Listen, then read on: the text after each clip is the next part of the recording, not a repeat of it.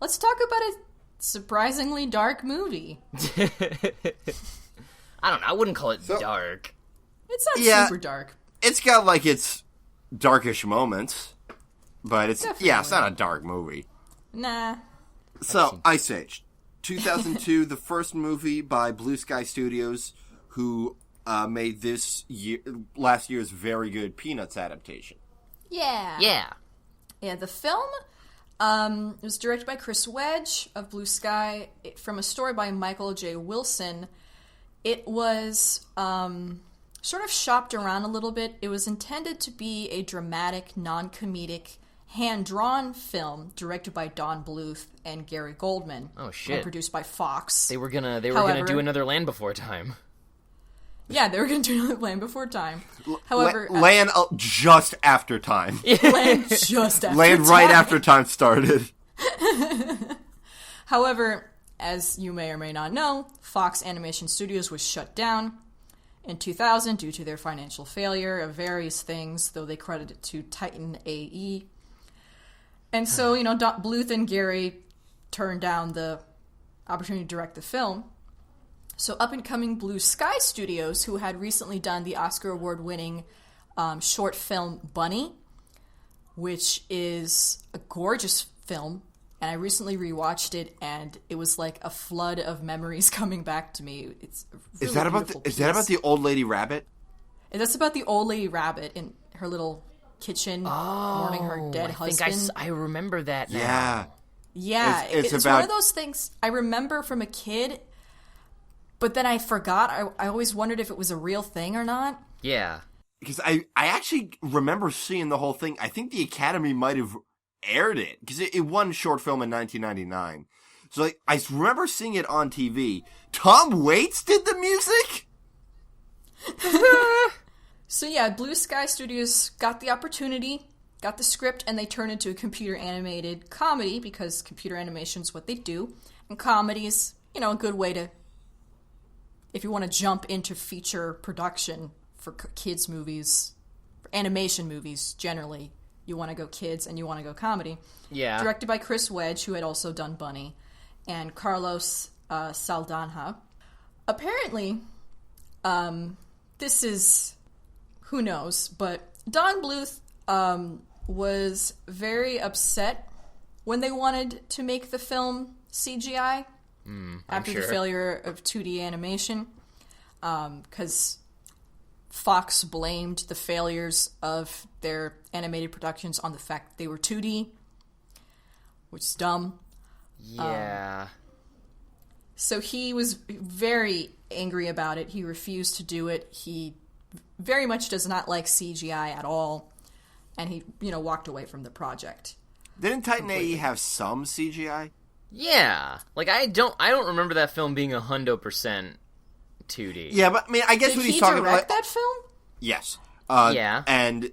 all the peoples in it were CG, were traditional, and then, all the crazy the space... CGI was an enhancement, though. Yeah, it is different, and that movie's good, too. I feel... I wonder if he's... I wonder if he's warmed up to it, because it's like, I could see back in the day...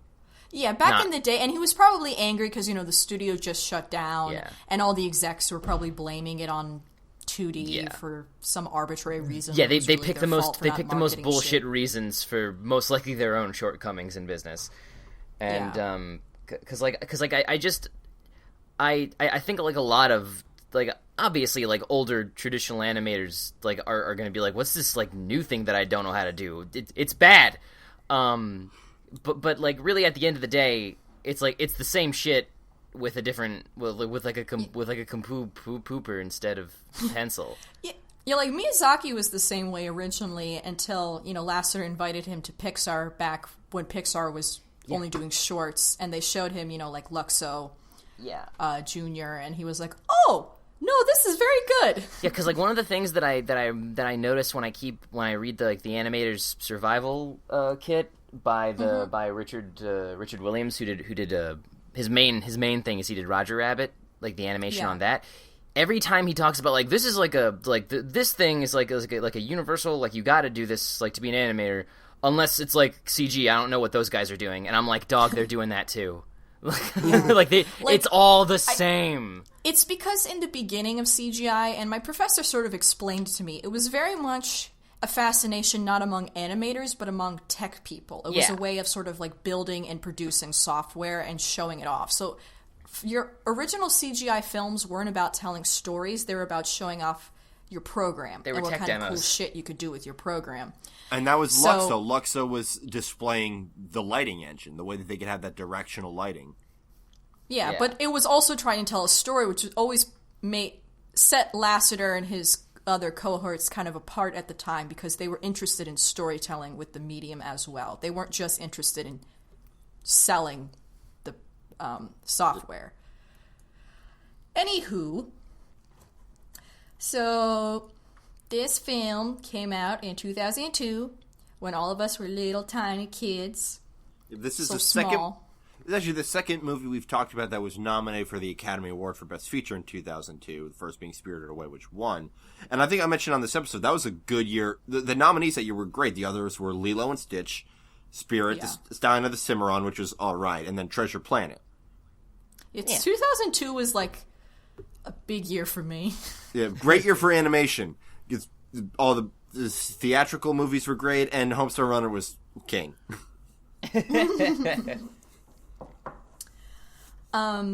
So, they started developing this film.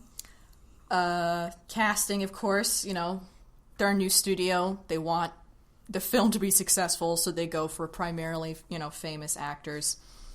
Dennis Leary is in it. Ray Romano, famously.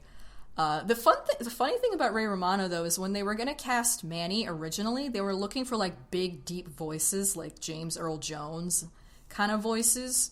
Huh. But they were like, this isn't working. Yeah, it wouldn't have worked. Manny's too much of a schlub. Yeah, so they're like, let's find a schlub that sounds kind of like an elephant. Let's get literally the schlubbiest man working in the industry today.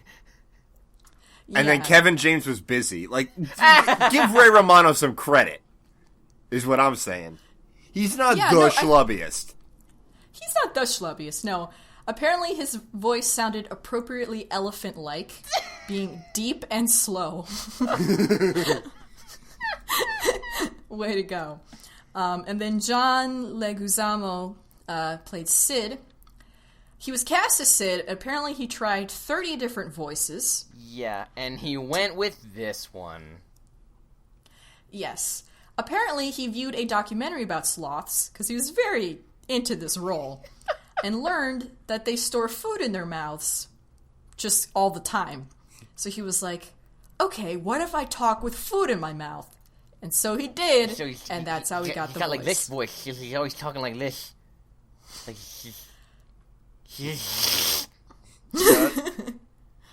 it's like, so John, Johnny Legs, what you got going for us in the booth? All right, guys, like, I hope you got this pop filter ready to get cleaned. It's gold. Oh, my lord. And apparently there was a lot of, like, improvisations, which you can imagine. Like, these kind of guys sort of pride themselves on being funny. And it sort of reflects itself in the final product a little bit. I don't remember hearing anything out of Diego that was improv, probably because everything that Dennis Leary comes out off the cuff is not PG. Yeah. Oh, probably. Well, he did do that cool line about, like, oh, so you couldn't have your own, so you decided to adopt. Oh, yeah. That might have been him. That was pretty smart. So, if you don't know what this film is about, which we're assuming that you do, it's about a bunch of prehistoric animals all existing at the same time, because it's a movie. And we're not going to have another paleontology lesson today on the Toon Goons. Thank you very much. I didn't feel like it. During the Ice Age, that was started by an accident with a comic character that we're all sick of by now. And they're migrating to the south because it's getting fucking cold and there's ice everywhere. But there's this mammoth guy, and he doesn't want to go to the south, and he meets up with Meets up with this Far shitty away. sloth and this smarmy saber-toothed tiger, and they find a baby, like human baby, and decide to take it back to A quote-unquote human baby. a human We're told. baby. Well, it's a prehistoric man, so their proportions are a little different. Oh, I just meant this fucking CG. Oh, Yeah, it's like one step above Toy Story 1. Well, 2. Look at Toy Story 1 and, like, Sid is horrifying. This But, like, is horrifying. yeah, the CGI on the humans was not great. No. I mean, the thing I noticed about I this think film... the baby was the best, though. I mean, he was the most important human character. It suffers from, like, a lot of not great textures. Yes, texturing. And the was a huge issue. but the core, like, animation, like making a move, they did a good job. Like, there wasn't a whole lot of like awkward, like, posing, and like the boarding was solid. Yeah, it was mostly just the texturing. Yeah, so I really think for the time period, and I guess for the time period and for a reasonable budget for their first feature film, like they did probably like the best fucking job they could. Definitely. I mean, and CGI was still like a new thing. Yeah. Remember? Like Toy Story was 99, 95? No, I was in kindergarten. It would have been like 96, 95 or 96. 96, yeah. That's not that long ago in the general scheme of things. You know, we've really come a long way. Oh, And absolutely. It was amazing to see. And it wasn't really Like, until the other day I 2004 was- that even, like, Pixar figured out how to really nail human characters with The Incredibles. I mean, I remember seeing in the special features, like, you know, we were trying to go for that realistic stuff that, like, defines so much of our other stuff, and it's like, oh, this is gross and horrible. And, like, it worked in, like, Toy Story 2, where the guy was supposed to be gross and horrible. But, like, they realized that Also, it was just too much work. Yeah. Yeah. So they realized, oh, yeah, principles of cartooning. Okay, yeah, simplify. Yeah. Oh, yeah, that thing. Yeah. But yeah, like, I was watching Monsters, Inc. the other day while I was waiting for the Gravity Falls Behind the Pines special to come on. And I was, like, taken aback by how not that great it looked. I was like, oh, shit, this was a while ago. It really is amazing, because it's like, at the time, you thought it looked the best. it could Imagine, ever be. imagine when we do A Bug's Life. I'm not even sure we will. I don't think we will. But yeah, the oh, and also like 2002. Speaking of like computer animation of humans, we just came off of the year before Final Fantasy: The Spirits Within. I'd say it's better than that. Oh, man. When did Reboot stop? TV show. So let's see here. The film is very simple in its scope, even though it is sort of like a journey. Yeah, it's a journey story. of these three misfit dudes. It's essentially the three Godfathers. The what? Which Tokyo Godfather. It's three yeah. Godfathers. Oh. Which Tokyo Godfathers was also based on. Ice Age Godfathers. Yeah. Yeah. Three guys who don't belong with their kind, making a sort of ad hoc family of misfits as they try to Get raise this baby a baby. back. My three mammalian dads. Yeah. Trying to find who the baby belongs to. Yeah. Track them down. I honestly felt like and like maybe just because it's like, you know, I've literally only ever seen Ray Romano and Everyone Loves Raymond. I think this was probably one of his more nuanced roles. I really It was think very so. nuanced. Because he was a great performance. It actually was a good performance. He was, because it was like in like everything else you know Ray Romano for, he's literally just playing like the boring, relatable, like lazy white man. That's his bread and or butter. It's like, oh, You can't even have both. He's that boring. who's making me do stuff? Ah, jeez. Oh, I don't know what's going on. Society doesn't expect me to do things. Like, even when I was a kid, like, Manny stood out to me the most because, like, especially his eyes. Yeah, They That's do the a lot thing. of really great work with his eyes because because of how big he is and because of his like anatomy. Yeah, you can't really show his mouth a lot of the time. That's what they said. I remember watching the special features for these. They're like, okay, we see the limit. The only way we can make this guy be expressive visually is with his eyes, so let's really, really focus on that.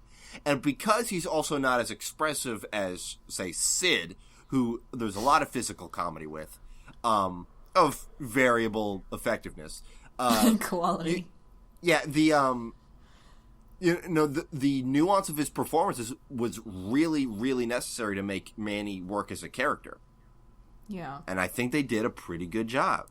I really think they did. Like, it stuck with me as a kid. I was like, oh, now I understand. I feel like for as good of a job as they did with that, I'm not 100% certain on like the anatomy of a saber-toothed tiger. I think Diego's face was a little too like human it's proportion. definitely stylized. Yeah. It was creepy sometimes. It's like your mouth's so low. You're a cat. Stop. And I always hated Sid's design. Even when I was a kid, I thought he just looked like a dumpy pile of garbage. And then I mean, like those two sloth women were worse.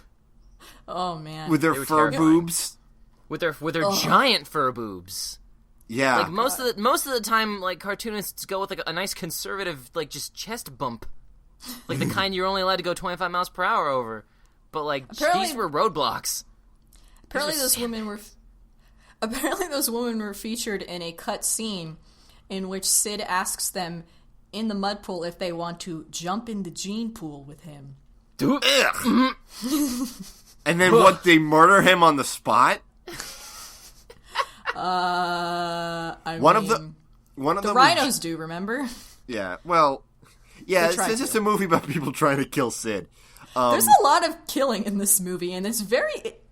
They pull punches when it comes to actually showing the killing, but they're not like glossing over the fact that we don't killing actually see any of those dodos' brains get splattered at the bottom of that cliff, but they're all like completely dead.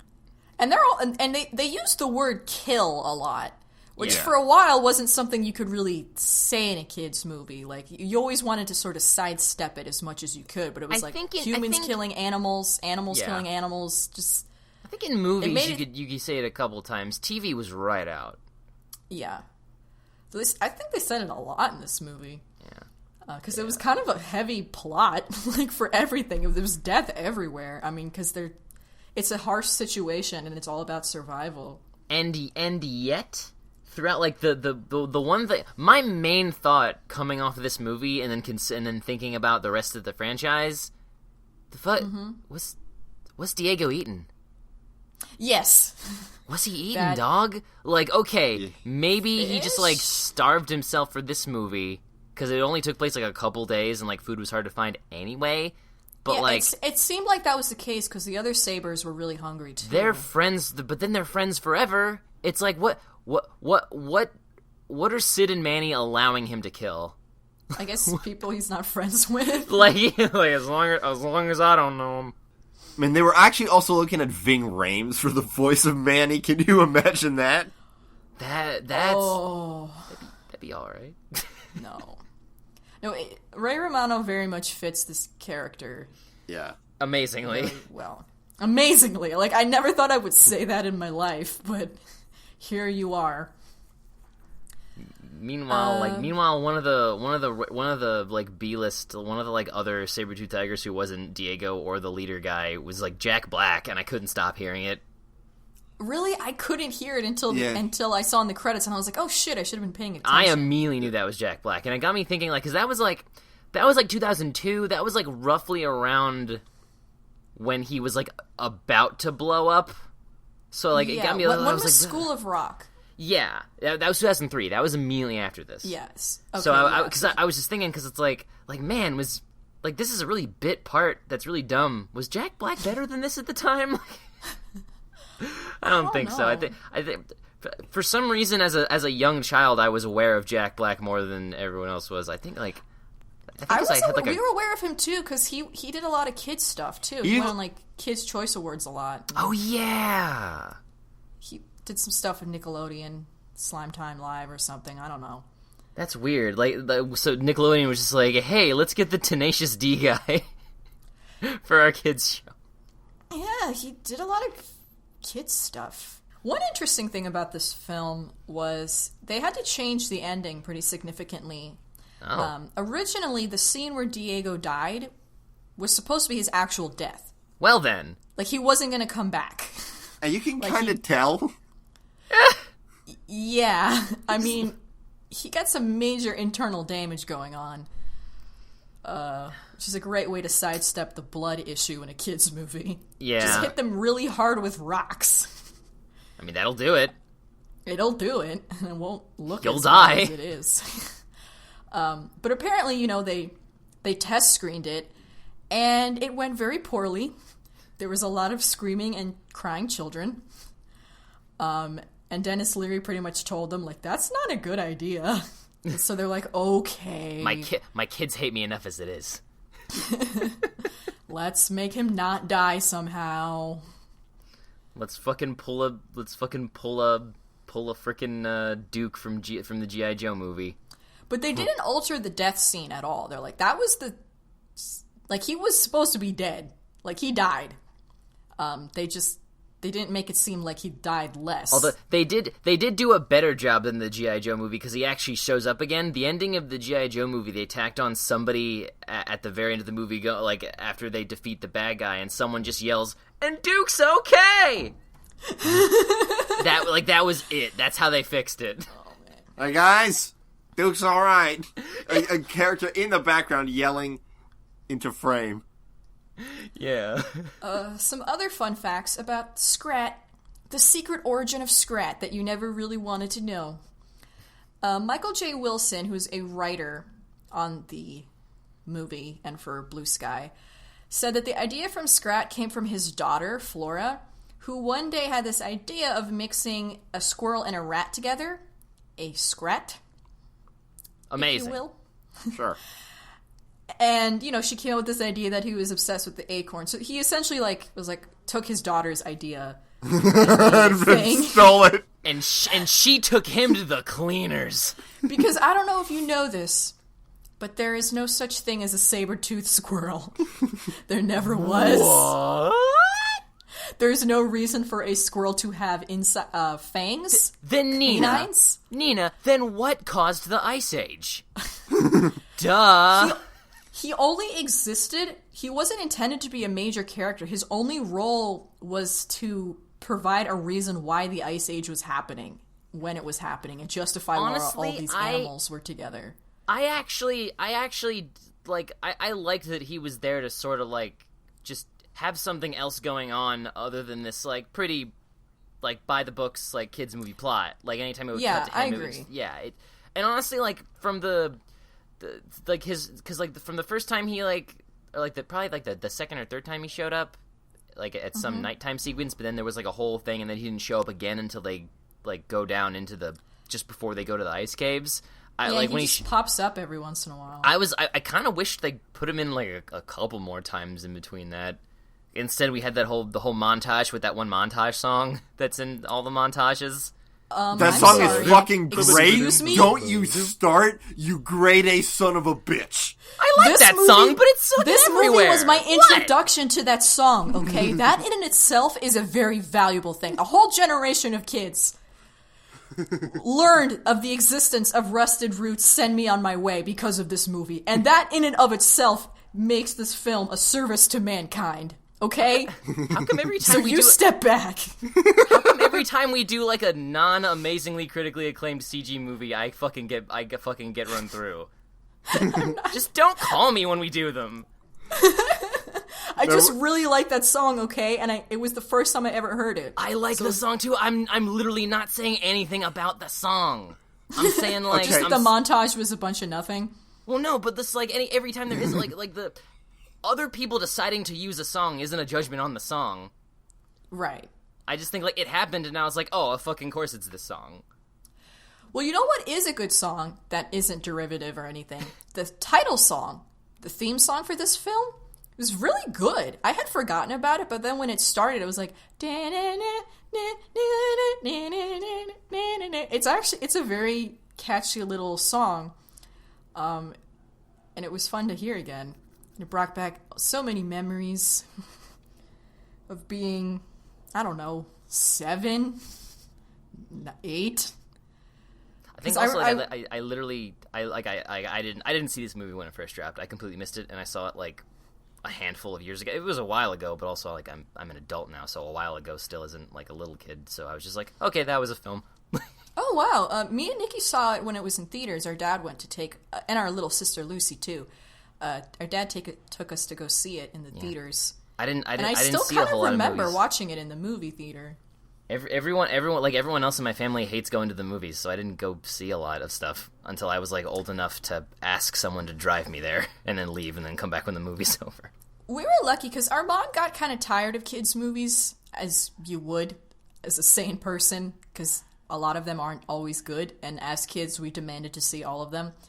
Not that we got to. We saw like a couple films a year. It was a rare thing. But our dad was very into taking us to the movie theaters every once in a while. Yeah. Every bit, like my general family just just doesn't like the whole movie experience. Like everything about it annoys them. They don't like it. So. See, we would always be like those people who would stay to the end of the credits before that was a thing. Before there was any reason to. Just to absorb the movie experience. Like this is what you do. You sit until it's over. I mean, yeah, that's I do like that. I never did it just because everyone else was like, okay, let's get the fuck out of here, Jesus. And I'm like, oh, I've got to pee super bad. What was your worst having to pee during a movie experience? Mine, Return of the King, no question. Because you think the movie's over, and I'm like, oh great, I'm going to get to pee, and then there's 45 more fucking minutes. And a gigantic waterfall. Yeah. I actually looked up Send Me On My Way, and an early review of it said, Send Me On My Way is unbridled optimism, perfect for a children's movie. So yeah, I guess this guy and Tooch were on the same wavelength, and it was also used in the 2010 animated abomination Alpha and Omega. I don't even remember that. It was the final... wolf thing? Yeah, the wolf thing. Oh. The wolf thing that has like 8 sequels and they keep just getting worse and worse. It's a tax scam. It's definitely a tax scam if they can keep making those movies. The first movie, it turns out, was dedicated to the memory of Dennis Hopper because it was the final performance prior to his death. That fucking sucks. I hate it when that happens. That always happens. I mean, that was George Carlin in Hoodwinked. That was Raul Julia in Street Fighter, infamously. Oh, yikes. They were originally going to have a female character, because this film doesn't have those, really. Just a weird boob sloths. Well, it was going to be a female sloth named Sylvia, who's going to be voiced by Kristen Johnson, who is going to be the clingy, jealous girl for Sid. Oh, never mind. I'm glad she wasn't there then. Yeah, she was cut out because it made Sid way too unlikable on top of everything else he already was. They were like, oh, we can't do that. That's you know what's interesting? Last week we talked about how we like those cave drawing scenes, like in Star Wars and in Prince of Egypt. 1-2 punch. This one has 1-2, and it's the emotional heart of Manny's story, and it's great. It is. Yeah. Great. I thought that was the coolest thing when I was a kid. Because that was the first time you saw that, because it's not like you'd seen Prince of Egypt when it first came out. No, and like the shift between 3D to 2D, that was really cool to me. I was like, oh. And it was just a really like well done, emotional little story, even though it's very simple and kind of basic for filmmaking. But like, as a kid, it's sold emotionally very well. It was emotionally sold very well, you know. Maybe if you're a little more cynical, it wouldn't do very much for you. I mean, because it does get a teeny bit heavy-handed once he brings the human child into it. Because then it's like, okay, we get it, but I think it helped that it was like a while before we got that. Up until that point, it was just like Manny's kind of mean, and like as an adult, you know how stories work, and you're just like he has a tragic backstory, but then but he's kind of mean, but he also saves Sid. Oh no, absolutely. You know? Like it's that thing where it's like he's mean, and then like he just does stuff because it's like what? I'm gonna let you die. I'm not an asshole, but also fuck you. Like he's basically Guts. Yeah, like you can tell he's a good guy. Like the way he made his trunk into a little snuggle bed for the baby. Yeah, like that was so sweet, and you're like, oh, okay, he's a good guy. And like there's a lot of good trunk humor in this. He was like complaining about the other two guys, like, oh, I hate these two assholes, but he's still like playfully throwing the kid around. Yeah. And like, he saved Sid and you didn't even know him because he just had this principle where he said it, like, I don't appreciate animals that kill for pleasure. Like, that's a very kind of mature statement to say. I hate you. I hate dolphins.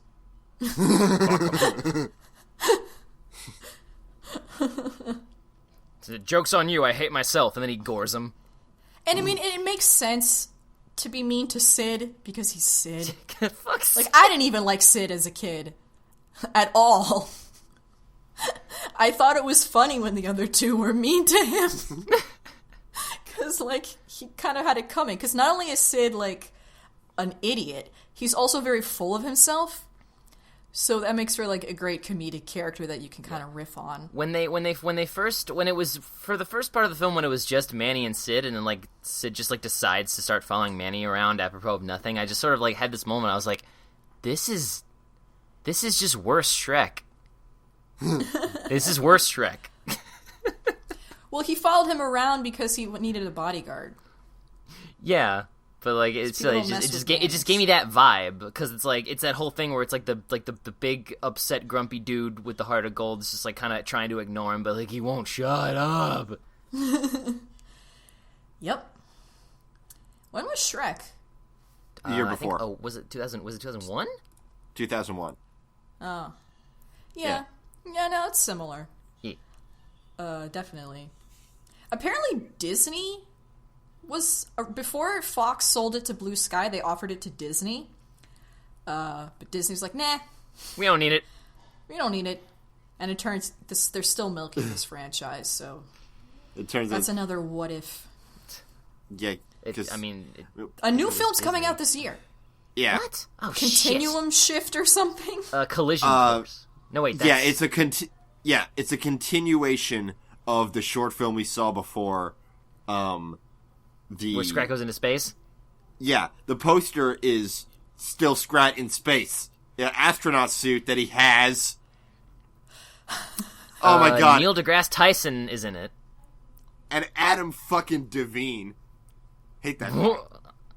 Simon Pegg, Wanda Sykes, Josh Peck, Jennifer Lopez. Well, Josh Peck has been in the film franchise since the second movie. Oh. Can I just say, where does Adam Devine get up judging singers when his voice is a computer and he hasn't sang an actual note since I was in middle school? Fuck him. Yeah, and Queen Latifah was in the second movie too. As Ellie. Manny's new wife. Manny's replacement baby wife. That was always really weird to me as a kid. I was like, isn't she kind of young for him? Did we see that? I can never remember if I saw The Meltdown in theaters or not. I always think I did, but I can never remember how it ends. I think we did. Oh, I don't remember how it ends. It wasn't very good. It had some good ideas, but it wasn't very good. Unfortunately. Yeah. Apparently at the very end of the movie, Scrat almost dies and sees heaven and it's full of acorns. Oh, I yeah. remember that, yeah. Because he's like dancing among the acorns. And then he gets resuscitated and is like, there was finally time. Yeah. Yeah, Chris Wedge, the director, voices Scrat. They could have just put a cat in a bag and had that voice him. Other than that sort of like emotional heart part with Manny and the amazing song, what stands out to you guys from this film? What do you want to like dig into? How do you want to dig deep? I liked their use of like paintings for background sometimes, or like when especially when they were in the ice cavern and all the frozen things behind the ice was all digital paintings. instead of CG. That was really nice because it helped stylize the film. If they could have done more stuff like that, I think it would have helped it like last longer with CG getting better and better and whatnot. I think it would have helped it out a bit more. Yeah, I agree. Looking like better. They definitely had a style they were trying to do. Like everything was very angular. Yeah. And they almost sort of tried to play with the lack of textures to make it kind of stylized, but then the animal characters are fuzzy and it didn't work. Yeah, because hair is always impossible. Yeah. Like only like in the past like couple years have we started to get a handle on that shit. And then you could sort of see where some of the joints were, like in the rigs, that seemed kind of weird. Like especially Sid's legs when you viewed him from the butt side. His butt's all kind of was really weird and lumpy. And then whenever they had Manny do anything but walk, it always looked kind of strange. But then again, it's kind of hard to make his body comedic because it is just so big and not very, like, flexible. Yeah, he's got, like, the articulation of a Megazord toy. I mean, they can't jump. Like, no. That's one of those fun facts that I don't think is... It says elephant's the only animal that can't jump. That's definitely not true. Snails can't jump. But that's the only two. Slugs, turns out, jumping like fools. Yes, you watch the fuck out.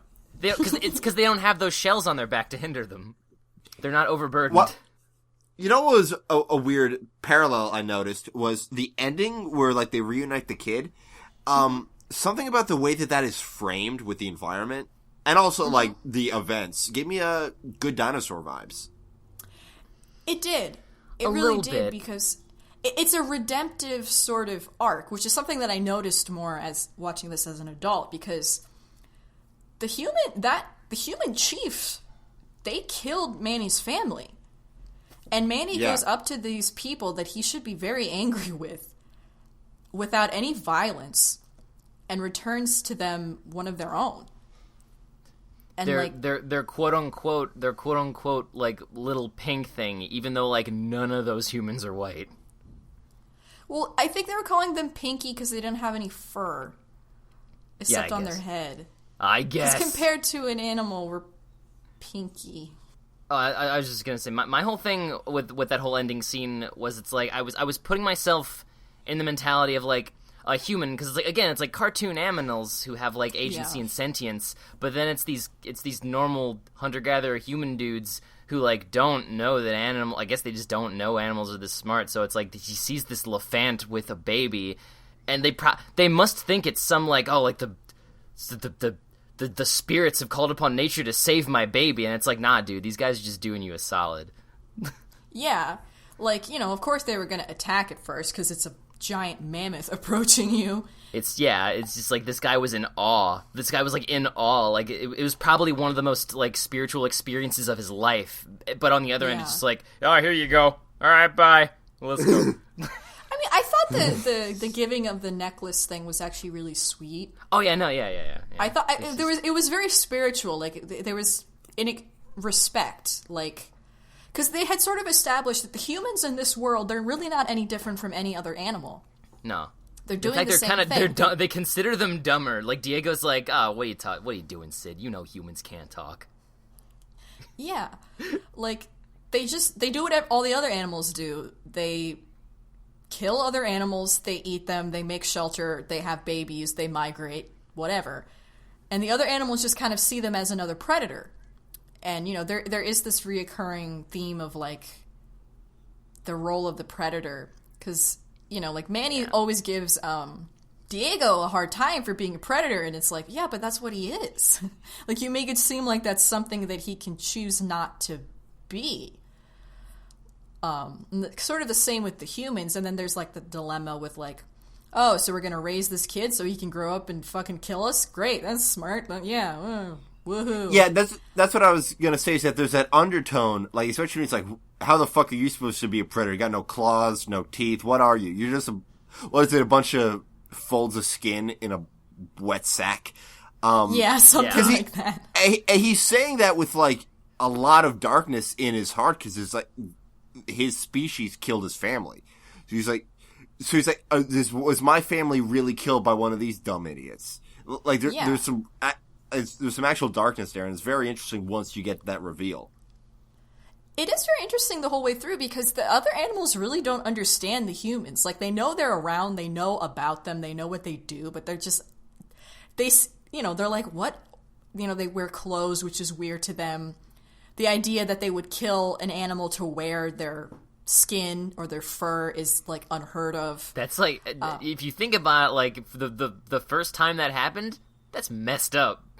Yeah, like, the Sabres were so mad because they're like, that's disgraceful. Like, how dare they? Like, what are they doing? Like, that's disgusting. And, like, there's this whole, like, the humans are just so different from the other animals, and they don't understand them and what they're trying to do and why they do the things that they do. And it's interesting. It's an interesting look at it.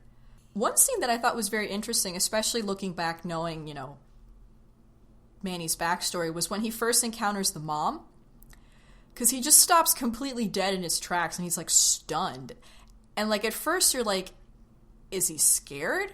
And he could be, like, I mean, and also part of it's just like the shot. It's a crazy thing to see. It is a crazy thing to see. Yeah. But yeah, there is more to it than that. It's like, oh fuck, this parallels my life. Yeah, like, oh, this mother and her child in peril. Could you save the child, Which is what happened to his family. That poor mom, like, in her final act of desperation, the most she can do is like, I hope they don't eat him. I know, she's like, take my baby, giant animal creature who could squish it. One thing that was weird for me, like, when I watched this movie the first time as a kid, there was something kind of mysterious about the humans. I guess that's because they didn't talk, and like, whenever they came, it felt like they didn't have a lot of screen time for some reason when I watched it as a kid, but watching it now, I'm like, no, they had a good amount of screen time. I don't know what I was thinking. I mean, I guess I felt like, because it's like, I mean, because when you think of like movies, you think, oh, movies, they have people in them, but this film specifically just chooses not to focus on the humans, and I think that's something worth noting. Like, it's an interesting note. Like, oh yeah, we have, like, this world has humans in it. This isn't like, it's not like The Land Before Time, but they're not important the dominant species for once. Yeah. Like, I guess it was weird to see humans existing with animals like as they animals. were equal as animals. Yeah. Which isn't, you don't see too often, I guess. No.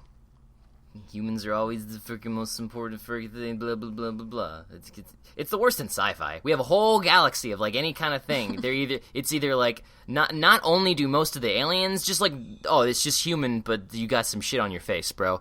Let me get that for you. And then, not only do they do that, but there's also regular humans, and, like, they're the most important fucking pea ants in the galaxy. Who cares? Humans suck. Yeah. But I liked how it was in this film. It wasn't, they didn't say like, oh, all humans are bad, because they weren't any more bad than the other predators. They were just, that's another thing. Doing what humans they do. Humans are either the focus or they're the villain. And this film, they were neither, and I think that's pretty good. That was really, yeah. Like, I'm surprised how gray it was. Like, they're. Even the other Sabres, they were treated like the villains, but they weren't really doing anything they wouldn't normally do. Soto had a vengeance. He had a vendetta. Yeah, that was unnatural. Yeah, but yeah, the other guys were just there to like. They were just hungry. I want to eat the baby. Hungry. Oh, you could just eat the whole thing. You could just chew through the bones, probably. Yeah, probably. They're squishy bones. I thought he was cute, even with his weird head. Yeah. Yes, he's cute enough. Yeah, definitely. Yeah. There's scarier CG babies. Like, definitely. The rest of them. The rest of them except for, like, Jack. The first Jack CGI. and what was it? Spot. Spot was great. And yes. He's not like a baby. He's Inside Out. Riley, baby Riley. Oh yeah. She was so cute. Oh. Is there anything else? I don't think there's that much to this movie. This is pretty simple flick. It is very simple, but it's memorable. Yes, I guess that's all we got on this movie. You know, it's pretty solid. It's, you know, if you're cold, if you're hot and you want to feel cold, it's a cold movie. Snow effects, think it is pretty funny. solid. It is funny. Like, some of the jokes aren't funny, but like I re-watching them, like the dry humor is pretty good. I have to give it credit for that. Manny is pretty reliably funny, actually. And so is Diego. When they're like both riffing together, it's pretty great. For some reason, the joke that gave me the biggest laugh, and I don't know why, it was the joke immediately after Manny's tragic backstory when Sid's crying and he wipes his cry snot on Diego, and Diego's just like glances annoyedly, and then they move on. For some reason, I was just like, ah! Yeah, like... And then I caught myself like, what? Like, there were definitely scenes that... the film definitely seemed like they were trying to pad it a little bit, like, because it is such a basic plot. Like, the whole thing with the dodos... Yeah, the dodos dodos were there to because like take up space. That whole joke with the dodos, I was just sort of like, the dodos survived the Ice Age. Like, yeah, the humans killed the dodos. Yeah, it's like dodos weren't killed by any kind of environmental thing. They were killed a couple hundred years ago by horny sailors on shore leave. And they didn't even eat them. They tasted bad. They just killed them because they were really, really bored. They're really bored and also horny. and I think also like all the invasive species they brought over killed the shit out of them, and like multiple factors wiped out the dodos. Most of them. But more importantly, it was just not interesting. It wasn't a very interesting scene. It was filler. It was very fillery. Yeah, I mean the joke. So you got 3 melons? Like that's a good joke. Everything else is just okay. Yeah. And the scene in the fucking ice slide scene, like, Winnie the Pooh Search for Christopher Robin did it better. Yeah, I was thinking the same thing when I was watching that it. Scene was like 20 minutes long, and they didn't use the song from the trailer, which was, of course, it was Why Can't We Be Friends by Smash Mouth. I was so pissed that song wasn't in the movie as a little kid. I was like, that's the best song I've ever heard! Or even like when they're just walking through the cave and Sid just finds all those like frozen gags in the water and the Star Trek great. reference. And then, the UFO. There's a lot the of UFO, which showed back up in that newest short, that's continuity that they didn't plan for. Fuck that. Yeah, but it's like speaking of that, like talking about like trailers and stuff, it just reminded me. I'm starting to have like flashbacks of the marketing of this film, and I remember a vivid image of asking kids who their favorite character was, and they're all like Scrat, and I was just like, oh no. Because what I just read is that he was supposed to only be in the first scene to like so they could have some snow in it, because otherwise it wouldn't show up until like 30 minutes in. And then they were like, okay, that's it for Scrat. People were like, no, we want more Scrat. And I was like, okay, I guess. All right, I'll make some more horrendous noises in the booth. But the sweet scenes really do work. Yeah, that's what works the most. No, like, honestly, the campfire scene. I didn't hate Scrat in this film. I hate him as an institution. Yeah, me too. I didn't hate Scrat at all. No. I do think the bit is very funny. I like him. I even liked his ending, which I guess isn't canon anymore since he's in the other movies, that he gets frozen and then shows up in modern day and causes the opposite of the Ice Age of the volcano. 20,000 years isn't modern day. What from that time period? Was it? Relative. Yes. No, that's future. Yeah. I actually have no goddamn idea. I'm so bad at Here's the thing, everything. that could still be canon, it just happens after the events of all the other movies. Yeah, so, like, I made a note that, like, at some point, like, when they make their last movie, they better freeze Scrat, or that's a continuity error. But yeah, the sweet moments really do work. Like, the campfire scene with the walking was really cute.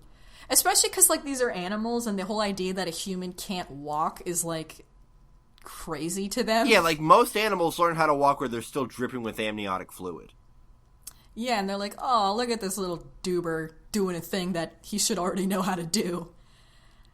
And the little scene with Diego was cute. And I love the part where when the child first hugs Manny, when Manny's having that like kind of bitter conversation with him about like, how are you a predator? And then he just gives him the hug, and it's like that the acting on the character, not just the voice acting, but like the actual like animating acting of Manny in that scene was really good. Like it kind of stuck with me. Like it